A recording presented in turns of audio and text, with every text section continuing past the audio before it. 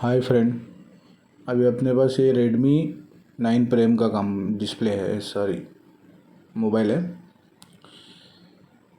घड़ी घड़ी डिस्प्ले आ जाता है। तब ये ना रिस्टार्ट कंप्लेंट में आया हुआ है, फर्स्ट लोगो पे रिस्टार्ट। तो अभी अपने को चेक करना है क्या फ़ॉल्ट है। इसका बैटरी भी चेंज करके देख लिया मैंने, फिर भी सेम दिक्कत था। तो अभी अपने को ये किसी बंदे ने काम किया हुआ है। ये बोर्ड में देखो, यहाँ पे एक ट्रैक मारा हुआ है जो एक रजिस्टर से ग्राउंड होता है। तो इसमें ग्राउंड तो आ रहा है, ऊपर का रजिस्टर का भी वैल्यू 699 बता रहा है। ठीक है, वो तो कोई बात नहीं।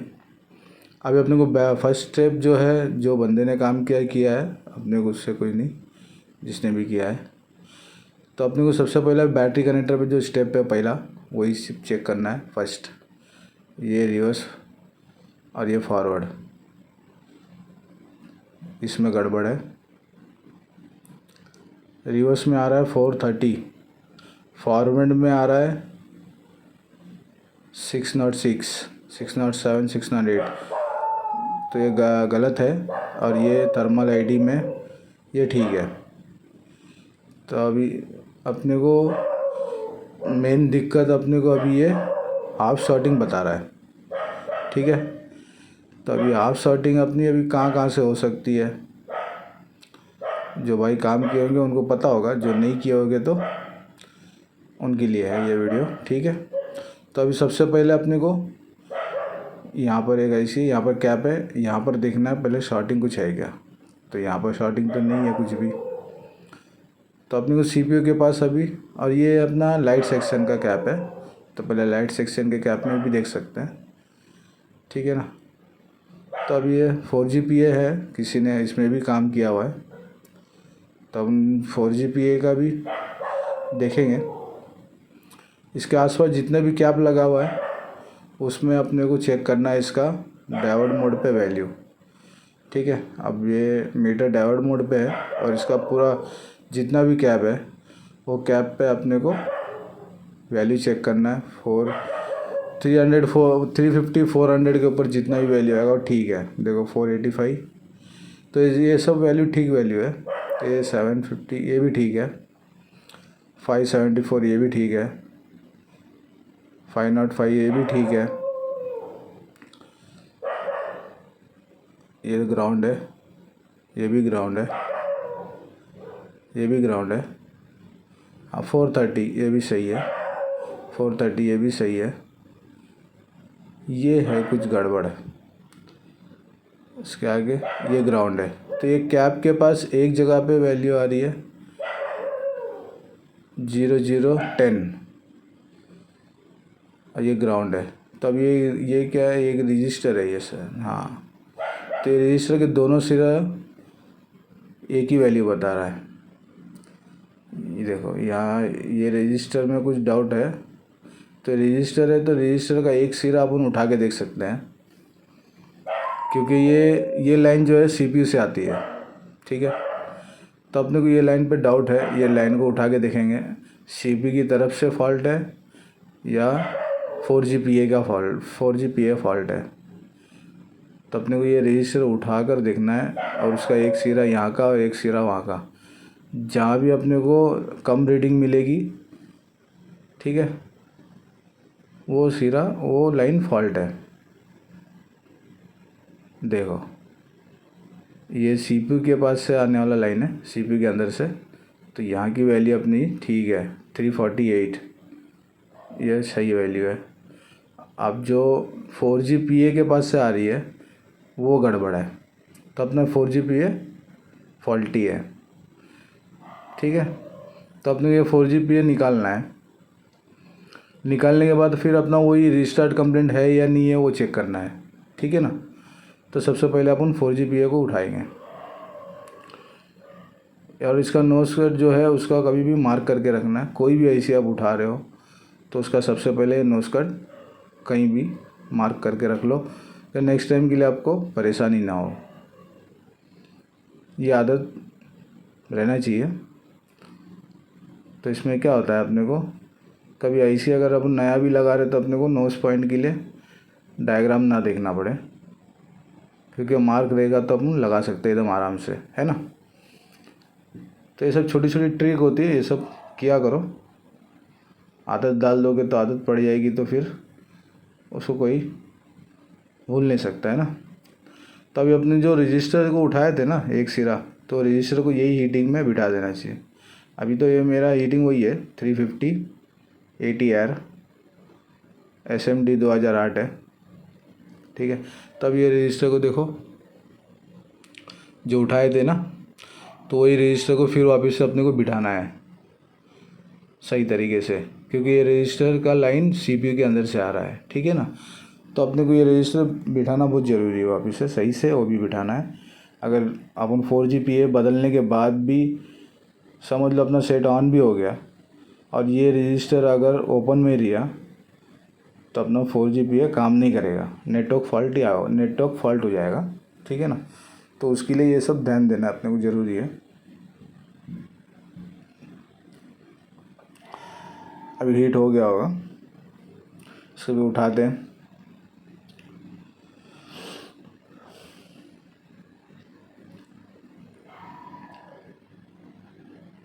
वही है हीट है 350 और 80 का एयर है, 350 डिग्री हीटिंग है। तो अपने को यही प्यार से उठाना है। अब नीचे का कोई भी पैड डैमेज ना हो, ठीक है ना। अगर 350 में भी अगर कम लग रहा है तो उसमें आप बढ़ा सकते हो, ऐसा कुछ नहीं है। बाकी है दिक्कत भी है, क्योंकि ये ब्लैक बोर्ड है, ये जो बोर्ड है ब्लैक है, तो इसमें ज़्यादा हीट मारोगे तो नीचे से बबुल के ऐसा फूक भी सकता है, ठीक है ना। तो उसका ध्यान रखना पड़ता है। तो अब ये जितना पैड है अपन लोग क्लीन कर लेंगे पहले। क्लीन करने के बाद इसकी फिर क्या रीडिंग आ रही क्या है वो सब चेक करेंगे। फिर आगे का जो प्रोसेस है ये स्टेप बाय स्टेप हम सब देखेंगे। देखते हैं अभी ये सेट कहाँ तक अपने को लेके जाता है, ठीक है ना। ये डिसऑर्डर वायर है, उससे अपने को पूरा क्लीन कर देना है, क्योंकि आईसी तो अपने को नहीं लगाना है अभी। ये आईसी तो फॉल्टी है, ये आईसी को तो रिवॉल्व करके नहीं लगा सकते, कोई मतलब का नहीं है, ठीक है ना, क्योंकि उसका वैल्यू बदली नहीं होगा। 0011 था ना, तो वैल्यू अपने को काम की नहीं है।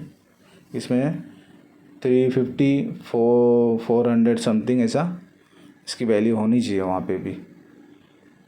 कभी भी कोई भी काम करो तो अपने को पहले ना सबसे पहले उसका वैल्यू अपने को पता होना चाहिए। कौन से वैल्यू से अपने को हाँ ये लाइन ठीक है, समझ में आ गया, हाँ ये ठीक है, तो चेक करें, हाँ ठीक है।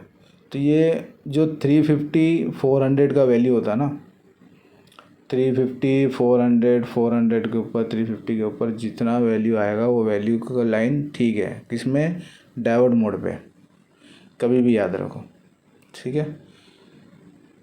और 200 250 150 56 80 ये सब आता है CPU के पास, ठीक है। वो बक लाइन का वैल्यू होता है, वो लाइन का वैल्यू कम ही होता है।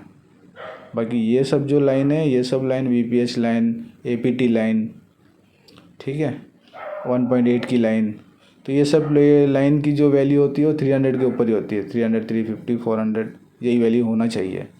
कम होगी तो फिर अपने को उसमें डाउट करना चाहिए, ठीक है ना। ये एक छोटा सा एग्जांपल आपके लिए। अभी अपने को क्या करना है, फिर वापस से वहाँ पर अब रजिस्टर को तो बिठा दिया, वहाँ पर अपने को चेक करना है उसका वैल्यू क्या है। देखो इसका वैल्यू अपने को सही हो गया ना, 326। ओके, तो अभी अपना ये आईसी फॉल्टी था। तो अब अपने को अभी आईसी तो उतार दी है, अब आगे का अपना फ़ोन रीस्टार्ट से आगे जा रहा है या नहीं वो आप चेक करना है, ठीक है। तो अपने को फ़ोन को अभी अपने को बोर्ड पे लगाएंगे और चेक करेंगे क्या प्रॉब्लम सॉल्व हुआ या नहीं हुआ, क्योंकि अपने का जो शॉर्ट था निकाल दिए। अब यहाँ पर बैटरी कनेक्टर पे भी एक बार वैल्यू चेक कर लेते हैं, क्योंकि अपने को रिवर्स में 400 समथिंग बताया था, फॉरवर्ड में 600 समथिंग बताया था, 475 रिवर्स, ठीक है ये। अब फॉरवर्ड में 1500 हो गया ना, ये सही हो गया। तो अपना ये 4G IC फॉल्टी था, तो अपना ये वैल्यू ऑफ शॉर्टिंग जो था वो ऑफ शॉर्टिंग तो निकल गया, ठीक है ना। तो अपना ये प्रॉब्लम तो सॉल्व हो गया। अब अपना फ़ोन ऑन हो जाना चाहिए, जो रीस्टार्ट कंप्लेंट था उसमें, इसमें तो ऑन हो जाना चाहिए। देखते हैं अभी क्या है। देखो वही बोर्ड है, ठीक है। मैंने IC निकाला हुआ हूँ, तो पहले मैंने दाल लगा दिया था बोर्ड पे, ठीक है। मैं बोला आपको दिखाने के लिए वापस से मैं दिखा रहा हूँ आपको। IC 4G का IC निकला हुआ है, ठीक है। तो अभी इसमें अभी कंप्लेंट सॉल्व हुआ नहीं हुआ, अभी अपन देखेंगे। चार्जिंग कनेक्टर इन कर रहा हूँ, चार्जिंग पोर्ट। अभी क्या होता है क्या नहीं होता है वो भी देखते हैं। फ़ोन तो लोगों पे आ गया, वाव चार्जिंग पे आ गया, ठीक है। तो अब तो फ़ोन ऑन होना चाहिए, क्योंकि पहले चार्जिंग सिंबल नहीं आ रहा था ना, रिस्टार्ट कंटिन्यू स्पीड में रिस्टार्ट हो रहा था। तो अपना 4G फॉल्ट था, इसलिए स्पीड में रिस्टार्ट हो रहा था। तो अब चार्जिंग लोगो आया तो फिर अभी फ़ोन ऑन हो जाना चाहिए, ठीक है। फर्स्ट लोगो आ गया है, सेकंड लोगो का इंतज़ार करते हैं। तो 4G में शॉर्ट ऐसा होता है, देखिए इसका ना 1.8 का लाइन शॉर्ट था, ना VPH लाइन का लाइन शॉर्ट था, दूसरा ही लाइन शॉर्ट था जो CPU से आता है। ये तो फिर वापस से रिस्टार्ट ही हो रहा है। अब नीचे क्या है, ब्लू सक्सेस करके नीचे लिखा हुआ आ रहा है, तो उससे कोई दिक्कत नहीं है, फिर भी फ़ोन तो ऑन होना चाहिए। क्या होता है देखते हैं। फिर स्टार्ट में ही है अपना। अब ये डायरेक्ट रीडिंग ले रहा था, अब तो वो तो नहीं ले रहा है। बूटिंग देखते हैं इसका क्या है। बूटिंग तो बहुत कम है, बूटिंग की स्टार्टिंग रीडिंग तो ठीक है, बाकी 121 के ऊपर नहीं जा रहा है शायद। 130 तक जा रहा है, 130 33। बाकी है और भी कुछ फंडा है इसमें। अब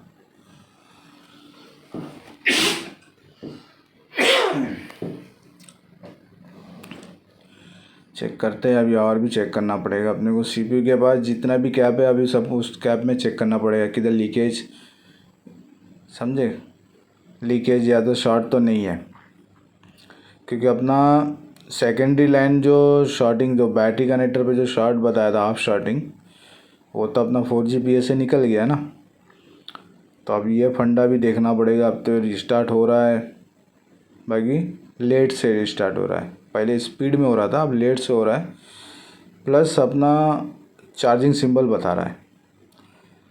तो ये अभी CPU के पास जितना भी कैप है सब कुछ चेक करना है, सबकी रीडिंग, सबकी वैल्यू चेक करना है ना। तब ये तो चेक कर लिया। अब चलो ठीक है, अब 4G IC नया बिठा देते हैं, फिर उसके बाद भी देखते क्या है। शायद कुछ और भी फंडा हो सकता है। तो मैं ये सोचा कि चलो 4G IC तो निकाल दिया, अब नया IC डाल के चेक कर लेते हैं, शायद इसमें ऑन हो जाए। हो भी सकता है, होने को तो कुछ भी हो सकता है, क्योंकि इंजीनियर कैसा मोबाइल बनाता है, बोर्ड बनाता है, सर्किट इसका जो बनाता है, कहाँ कहाँ से क्या क्या सिग्नल रखता है पता नहीं ना। तो इसका तो स्कीमेटिक डायग्राम नहीं है, तो दिक्कत है ना। तो अपने को इसको यही 4G में, मेरे दिमाग में तो यही आया, चलो ठीक है 4G IC लगा लेते हैं, नहीं फिर बाद में देखते हैं इसका फंडा क्या है। 4G IC बिठा रहे हैं, रिवॉल्व कर दिया, रिवॉल्व करके बिठा रहा हूँ। 4G IC बढ़ जाएगी अपने आप। वही हीटिंग है 350 का और 80 AR है, ठीक है। 4G IC बढ़ गई है, अपने को ना महसूस होता है IC बैठता है नहीं बैठा है, बैठा है या नहीं बैठा है, वो अपने को महसूस करना पड़ता है। कभी भी काम करो तो बोर्ड क्लीन कर दो। देखो बोर्ड क्लीन भी कर दिया मैंने। अब इसकी जितनी वैल्यू थी सब वैल्यू चेक करेंगे वापस से, क्योंकि अपन नई आईसी बिठाए। अब ये आईसी में भी फॉल्ट होगा तो फिर मज़ा नहीं आएगा ना। तो अपने को सब चेक करना ज़रूरी है। कभी भी कोई भी आईसी, नई आईसी बिठा रहे हो या कोई दूसरे बोर्ड से निकाल के बिठा रहे हो तो आईसी को चेक कर लो। तो अभी जितना भी कैप है उस जो पहले इससे पहले अपन चेक किए तो वैसी सेम टू सेम वही चेक करना है सब। और अपने को जो फॉल्टी मिला था और रजिस्टर के पास वो लाइन सीपीयू से जो आ रहा था वही डायरेक्ट नहीं चेक करना है। जो स्टार्टिंग से हम पहले से चेक करे थे सबको चेक करना है। तो अभी वो रजिस्टर यही लाइन है, ठीक है ना। तो ये सब वैल्यू ठीक है। तो अब अपने को इसमें अब एक फंडा है, इसका सीपीयू पे डाउट है मेरे को, क्योंकि सीपीयू के अंदर से एक सिग्नल लाइन आती है, ठीक है। सिग्नल लाइन शायद मिसिंग हो सकती है, ऐसा नहीं हो सकती करके हो सकती है। डाउट तो अपन कुछ भी कर सकते हैं, काम करके कोशिश करेंगे और क्या है। सीपीयू के भी उठाएंगे। पीएस होल्ड बोलते हैं उसको। जो फ़ोन ऑन होता है ना, ऑन हो जाने के बाद जब तक सीपीयू पीएस होल्ड उसको जो कम्युनिकेशन नहीं देगा पावर आईसी को, सीपीयू होल्ड का, यस पावर आईसी सीपीयू को नहीं देगा, जब तक वो कमांड एक दूसरे से नहीं होगा तो जब तक वो सेकंड लोगो नहीं आएगा, ऐसा होता है, ठीक है ना। तो अपने को डाउट है तो सीपीयू तो अपना तो हैंड स्किल अच्छा है, कोई टेंशन नहीं है। सीपीयू को भी एक बार रिवॉल्व करके देख लेते हैं। इसके साइड का जो भी ग्लू है सबको काटना है 250 डिग्री हीटिंग पे और 50 एयर पे, ठीक है।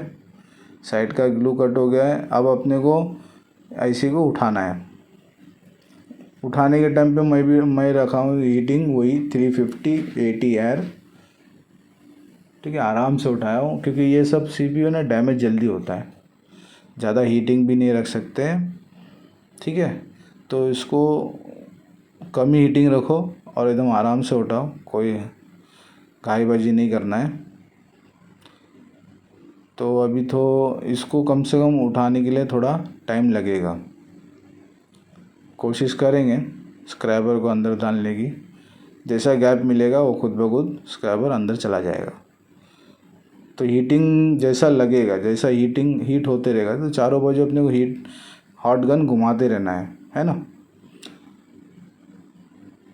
देखो कोई भी काम करना है अपने को ना तो सबसे पहले उसका ट्रेसिंग भी जानना ज़रूरी है और हैंड स्किल बहुत ज़रूरी है। कभी भी याद रख लो, आपको ट्रेसिंग आ रही है, ट्रेसिंग आप सीख चुके हो, अच्छे से करते हो और आपका हैंड स्किल सही नहीं है, कोई आईसी उठा रहे हो, उठाने पे नीचे का बॉल डैमेज हो जा रहा है, ठीक है। बॉल डैमेज तो हमसे भी होता है, ऐसा नहीं कि नहीं होता है, हमसे भी हो जाता है। फिर वो बॉल को बनाना भी तो आना चाहिए ना। तो आपका हैंड स्किल अच्छा होगा तो वो बॉल को बना सकते हो ना आप। तो इस वजह से हैंड स्किल कभी भी अच्छा रखना है, बना उसको प्रैक्टिस जितना करोगे ना तो उतना आपके लिए अच्छा होगा, ठीक है। हैंड स्किल का बहुत खेल होता है अपने फील्ड में। आपका हाथ थोड़ा भी डगमगाया ना तो आपकी पूरी मेहनत ख़राब हो जाएगी। देखो हम तो है ना बहुत टाइम से कर रहे हैं काम, तो इसमें अगर दिक्कत आ भी गई, नीचे का बॉल प्रिंट अगर कुछ भी डैमेज भी हो गया तो हम उसको बना सकते हैं बड़े आसानी से, क्योंकि हमें हैंड स्किल बहुत अच्छे से प्रैक्टिस कर करके हैंड स्किल बहुत अच्छा बना दी है। तो इस वजह से कोई भी आईसी उठाने के लिए कोई झिझक नहीं होती है, डर नहीं लगता। बाकी कभी भी काम करना है तो हिम्मत से करना है। अब इसको मैंने कम डिग्री पे ही रखा हूँ, अब कम डिग्री पे ही इसको उठाऊँगा। 350 का हीटिंग है और वो ये 80 का है। तब ये हीट हो गया है क्योंकि अंदर से बबूल निकला है। तो अब अपने को इसको है ना क्या करना है, यही ऐसे ही आराम से उठा के स्क्रैबर को आराम से अंदर डालना है, देखो अब चला गया इसका, एक साइड से चला गया तो अब ये दूसरे साइड में, चारों बाजू से हल्का हल्का डालोगे तो क्या होगा, लूज़ हो जाएगा। जैसे ही लूज़ होगा तो वैसे ही अपना स्क्रैबर आराम से अंदर घुस जाएगा। देखो आईसी भी उठ गया, ठीक है ना। अभी प्यार से आईसी को निकाल देना है, बस इतना ही काम है आईसी उठाने का। अगर आपको प्रैक्टिस करना है तो कस्टमर के फ़ोन में कभी प्रैक्टिस नहीं करना। एक स्क्रैप का बोर्ड लेकर, ठीक है, उसमें प्रैक्टिस करो, आपका हैंड स्किल अच्छा बनाओ। उसके बाद बोर्ड पे, कस्टमर के बोर्ड पे काम करो। अगर आप डायरेक्ट कस्टमर के बोर्ड पे आप प्रैक्टिस करोगे या सीखोगे ना, तो आपको भी नुकसान होगा और कस्टमर को भी नुकसान होगा। आपको तो बहुत ज़्यादा होगा, दोबारा वो कस्टमर आपकी दुकान पे नहीं आएगा। ये चीज़ का ख्याल रखना, ठीक है ना। तो अब बोर्ड क्लीनिंग का तो काम आपको पता ही होगा। मैं ये वीडियो को कट कर दूंगा, क्योंकि बोर्ड क्लीनिंग का काम मेरे चैनल पे ऑलरेडी पड़ा हुआ है। उसका ब्लैक पेज कैसे क्लीन होता है सब, ठीक है। तो मैंने ब्लैक पेज सब क्लीन करके आईसी रिवॉल्व करके अब आईसी की इंस्टॉल कर रहा हूँ, ठीक है ना। तो क्योंकि वो वीडियो डालेंगे तो फिर क्या, उसमें थोड़ा टाइम ज़्यादा हो जाएगा और ऑलरेडी ये वीडियो बहुत लंबी है। आपको आराम से देखना पड़ेगा। सीखना है तो कुछ ना कुछ देखना ज़रूरी है आपके लिए, ठीक है ना। क्योंकि हर कोई बंदा अपना पूरा टाइम, अभी आप एक चीज़ याद रखो, कोई बंदा आपके लिए वीडियो डाल रहा है यूट्यूब पे कुछ काम करके, तो वो बंदा कितनी मेहनत कर रहा है ये सोचना, ठीक है ना। क्योंकि एक फॉल्ट से दो फॉल्ट, दो फॉल्ट से तीन फॉल्ट, तीन फॉल्ट से चार फॉल्ट, एक ही फ़ोन में अगर इतने सारे फॉल्ट को बना रहा है, कुछ वीडियो को डाल रहा है, तो किसके लिए, ठीक है ना। तो कोई बहुत सारे भाई फंसते हैं, ऐसा काम करते हैं, तो वो चीज़ ना हो, टाइम बचे उनका भी, ये सब चीज़ भी चेक करें। तो उसके लिए वीडियो अपलोड होती है यूट्यूब पे, तो इसको स्किप ना करें, बिना स्किप करे आपको पूरा वीडियो देखो तो आपको समझ में आएगा, ठीक है ना। हाँ, जो चीज़ आप कर चुके हो, आपको पता है, तो आप स्किप कर सकते हो। बाकी आप पूरा वीडियो देखोगे तो आपको अच्छा भी लगेगा, ठीक है ना। अभी अपना ये CPU इंस्टॉल हो गया है। अब अपन देखते हैं अपना फ़ोन क्या कंडीशन बता रहा है। सेम है, देखो 100 आया, फिर ब्लू सक्सेसफुल की लिख कर आया, ठीक है ना। तो वही किस्सा चल रहा है, रीस्टार्ट ही हो रहा है। मैं इसको बड़े कैमरे पे नहीं दिखाया, अपने माइक्रोस्कोप पे ही रखा हूँ, इस वजह से ब्लैक दिख रहा है। बाकी इसका जो ब्लैक इसलिए दिख रहा है क्योंकि नीचे का डिस्प्ले का लाइट जो जलेगा, लाइट पे जो ऑप्शन है, और ऑप्शन आपको दिखाने के लिए, देखो इसमें आएगा अभी वो ब्लू सक्सेस। चार्जिंग तो जो पहले ऑलरेडी था वो तो ठीक ही था, चार्जिंग चल रहा था। सेट को अभी ऑन करूँगा मैं। सेट को ऑन करने के बाद फिर देखते हैं इसका कंडीशन क्या है, ठीक है ना। अभी देखो सेट ऑन हो गया, इसमें वो ऑप्शन तो लिखा हुआ ही आ रहा है, ब्लू सक्सेस। फिर भी ये ब्लू सक्सेस आने से भी कोई दिक्कत नहीं है, क्योंकि इससे भी फ़ोन ऑन हो जाता है, ठीक है। अपने को अभी एक और चार्ज है, CPU तो अपन रिवॉल्व कर दिए। अब इसको एक और है, इसको फॉर्मेट मार के देखते हैं, शायद इससे ठीक हो जावे। क्योंकि ऐसा फॉल्ट ही आया था एक बार, तो मैंने उसको फॉर्मेट ही मारा तो ठीक हो गया था। तब इसको फॉर्मेट मार के देखते हैं क्या होता है। UMD से ही फॉर्मेट कर रहा हूँ, लेटेस्ट टूल से। तो इसमें फॉर्मेट जो है फेल्ड हो जा रहा है। यूज़र डाटा प्लस FRP दोनों भी फेल्ड है। तो अब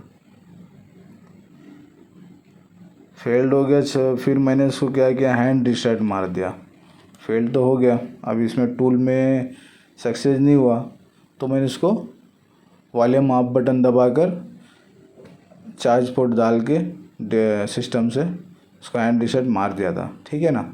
उसके बाद फिर वापस से मैंने इसको वही कैमरे पे ही, माइक्रोस्कोप के कैमरे पे इसको ऑन किया हूँ, फिर वही सेम कंप्लेंट है। इसका अभी कितना काम हो गया है आपको पता है ना। 4GPA चेंज हो गया, अपना हाफ शॉटिंग निकल गया, CPU रिवॉल्व हो गया, फिर भी सेम कंप्लेंट है। नेक्स्ट इसका फॉर्मेट भी कर दिए, फिर भी सेम कंप्लेंट है।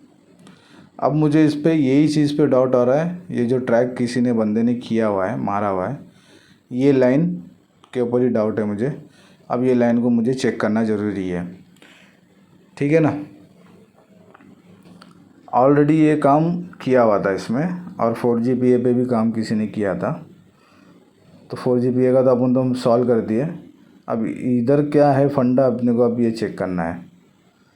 यहाँ पर ये रजिस्टर लगा हुआ है, यहाँ पर ग्राउंड होता है, ठीक है ग्राउंड, तो थोड़ा और जूम करके देख लेते हैं, ठीक है। अब ये रजिस्टर पे मुझे देखने पे तो डाउट लग रहा है, बाकी अब इसकी वैल्यू क्या है वो भी चेक कर लेते हैं। ये ग्राउंड ठीक है, इसकी जो ये देखो यहाँ पर कुछ गड़बड़ लग रही है। रिवर्स में ये तो सीधा CPU का लाइन है, CPU में जा रहा है, एक डिस्प्ले कनेक्टर पे एक CPU पे। यहाँ पर कुछ फंडा लग रहा है, ये रजिस्टर मुझे डाउट लग रहा है, ठीक है। मेरे पास एक सेम बोर्ड तो नहीं है, दूसरा मॉडल का बोर्ड है जिसमें ये IC सेम लगी हुई है ना। तो उसमें भी अपन चेक करेंगे। पहले ये रजिस्टर को उठाकर इसके नीचे का जो वैल्यू है वो क्या है वो भी चेक करते हैं। पहले इसको हटाते हैं। अब ये रजिस्टर को अपने को उठाना ज़रूरी है। अब साला इतना काम कर दिया फिर भी सेम कंप्लेंट है, तो मुझे डाउट इसके ऊपर ही जा रहा है। ये सिग्नल लाइन हो सकती है क्योंकि इसका स्टेमेटिक नहीं है, बिट डायग्राम है। बाकी बिट डायग्राम में भी कुछ बताया नहीं इसके बारे में, ठीक है ना। तो अब ये रजिस्टर तो अलग कर दिए। अब इसका ये अब रजिस्टर कौन से वैल्यू का है पता नहीं, कौन से वैल्यू का लगेगा ये भी नहीं पता। तो अपने को अभी चेक करना है पूरा डिटेली में। अब देखो स्टेप बाय स्टेप काम कैसा होता है, ऐसा भी किया जाता है, ठीक है ना। अब ये IC सेम है, जो वहाँ पर लगी है वही IC यहाँ पर लगी है, बाकी ये मॉडल अलग है, ठीक है। ये मेरे ख्याल से Note 8 होगा या तो Note 9, ये मॉडल दैन में नहीं है, Note 8 ही होगा शायद ये, ठीक है। जो भी हो इसका CPU सेम है, तो ये IC यही सेम IC वो मॉडल पे लगी हुई है।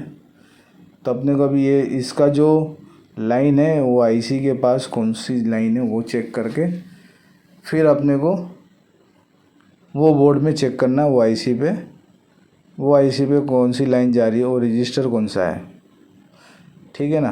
तो ये फंडा है इसमें। अब ये चेक करना है, ये तो ग्राउंड की लाइन है, ठीक है, ये तो ग्राउंड की लाइन है। बाकी अब ग्राउंड तो निकाल दिए तो इसमें कुछ मिलेगा नहीं वैल्यू। अभी अपने को थोड़ा कंफ्यूज हो गया था मैं भी, फिर देखो अभी आपको बता, ये लाइन को मैं चेक कर रहा था, कंफ्यूज हो गया था थोड़ा क्योंकि काम ही इतना सारा कर दिया, अब दिमाग ख़राब कर दिया सेट ने। तब ये लाइन को चेक करना है, ये लाइन जो है ये IC के अंदर कौन सी जगह पे गई है, क्योंकि वो IC पे अपने को चेक करना है। इसमें यहाँ पर 2 लाइन है, यहाँ पर 4 लाइन है, ठीक है। तो अपने को सब लाइन पे चेक करना है, इसका लाइन कहाँ पर है, ये है लाइन, ठीक है ना। तो अपने को सेकंड नंबर के बॉल पे मिली है। यहाँ नीचे 4 लाइन, ऊपर 4 लाइन, दोनों साइड में 2-2 लाइन, लेफ़्ट और राइट में, ठीक है। तो अपने को ये बोर्ड पे अभी वो लाइन, ये बोर्ड पे वो लाइन कहाँ पर है और वो रजिस्टर कहाँ पर है वो चेक करना है। यहाँ पर एक ऊपर एक नीचे है, नीचे वाला तो मुझे कैप लगा, फिर भी मैं बोला देख चेक करते हैं क्या है ये। एक लाइन तो जा रही है, दूसरी लाइन नहीं, ये कैप है, ये इसका कोई मतलब नहीं है। एक ऊपर है, एक रजिस्टर है, ये रजिस्टर है, ब्लैक कलर का दिख रहा भी है। तो अब इसका जो रीडिंग है कहाँ पर, जो कंटिन्यूटी, ओके ये कंटिन्यू सेकंड पे आ रही है, सेम है। अब दूसरा सिरा ग्राउंड है, हाँ ग्राउंड है, तो अपने को ये रजिस्टर ही मांगता है, ठीक है ना। तो अब इसका ओम्स में वैल्यू क्या है, इसका ये एक सिरा पे वैल्यू क्या आ रहा है, वो सिरे पे ग्राउंड है, ठीक है। इसको ओम्स में चेक करें, किलो ओम्स में, ये कितने किलो ओम्स का है, 034.3 चलो ठीक है, ये तो रजिस्टर तो मिल गया अपने को। अभी उसमें इसको निकाल के उसमें लगाएंगे, फिर आगे का फंडा क्या है वो देखेंगे, प्रॉब्लम अपना सॉल्व होता है या नहीं होता है, नहीं तो और कितनी मेहनत करना पड़ेगा वो भी करेंगे। मेहनत के लिए पीछे नहीं हटना है, ठीक है ना। ये मेरा स्क्रैप बोर्ड है, इसमें ऑलरेडी पेस्ट बहुत सारा लगा हुआ यहाँ वहाँ, क्योंकि ऐसा ऐसी स्क्रैप बोर्ड तो आपको पता है ना, अपने को स्क्रैप मांगता है कोई भी चीज़ निकाल के यूज़ करने के लिए, थोड़ा हार्ड ही है। ये जो ट्यूज़र है ना, ये दोनों तरफ रख के ट्यूज़र भी हीट होता है, और वो जो लगा हुआ रजिस्टर है ना, वो भी बहुत आसानी से निकल जाता है। कभी भी इसको निकालना है ना, रजिस्टर हो कैप निकालना अपने को ना, तो दोनों पॉइंट में अपने को ये ट्यूज़र रखना है, ठीक है। अब इसको लगाने के लिए इसको हीट नहीं करना है ब्लोअर से, गन मशीन से कभी हीट नहीं करना है, इसको सोल्डरिंग मशीन से ही सोल्डरिंग करना है, ठीक है ना। कभी भी कोई भी कैप हो रजिस्टर हो आपको दूसरे बोर्ड पे लगाना है, तो अपने को हॉट गन से नहीं बिठाना है, ठीक है। तो अब ये बैठ गया है। अब अपने को ये ग्राउंड भी देना है, ठीक है, क्योंकि वो वैल्यू वो ऊपर का जो सिरा वैल्यू जा रहा है आईसी के अंदर, और जब तक ये रजिस्टर ग्राउंड से है, अगर ये वोल्टेज आ रहा है या क्या लाइन है ये मुझे भी नहीं पता, ठीक है। नेक्स्ट टाइम कभी अगर कुछ ऐसा मिलेगा टाइम तो मैं इसका पता करूँगा, उसको अपडेट करूँगा मैं। बाकी इसको मैं पता नहीं कर पाया ना किया मैंने, क्योंकि इसको बनाने का टेंशन ही ज़्यादा था, बहुत टाइम खा गया ये सेट ने। बाकी बनाना है, कुछ ना कुछ तो करना है ना। अभी देखो, अभी ये मैं उठा ना तो मेरा कॉम्प्लेक्स बंद होने का टाइम हो गया था, तो मैंने अब इसको पॉज करके फिर वापस से स्टार्ट किया हूँ, ठीक है। तो अब चेक करेंगे अभी क्या वैल्यू आ रही है, क्या रजिस्टर अपना सही है नहीं है, सब चेक करना है। ये बराबर ग्राउंड बता रहा है, उस टाइम उस जगह वाली 690, ओके रिवर्स में। अब ये फॉरवर्ड में 216, ओके 2600, ये वैल्यू रजिस्टर का सही है। अब अपना फ़ोन क्या क्या बता रहा है देखेंगे। अब वहाँ पर एक छोटे कैमरे में भी आप देख सकते हो, माइक्रोस्कोप के इसमें भी देख सकते हो, ठीक है ना। आप सेट को ऑन किया हूँ, रेडमी आ गया है, आगे का भी देखेंगे क्या फंडा है, ठीक है।